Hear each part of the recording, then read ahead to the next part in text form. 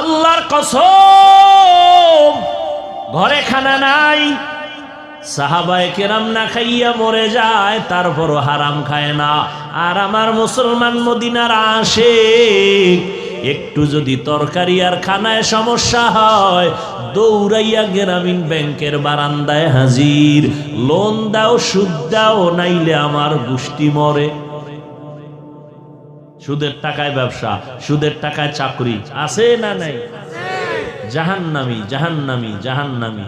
তেলাওয়াত কবুল হবে না, রোজা কবুল হবে না, নামাজ কবুল হবে না, মুনাজাত কবুল হবে না, হজ করলে কবুল হবে না, দান করলে সওয়াব পাবে না, মাদ্রাসা করলে সওয়াব হবে না, মসজিদ করলে সওয়াব হবে না।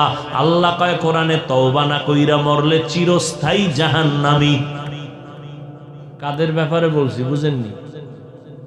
এই কথাগুলো কার ব্যাপারে বলছি বুঝছেন? কার ব্যাপারে?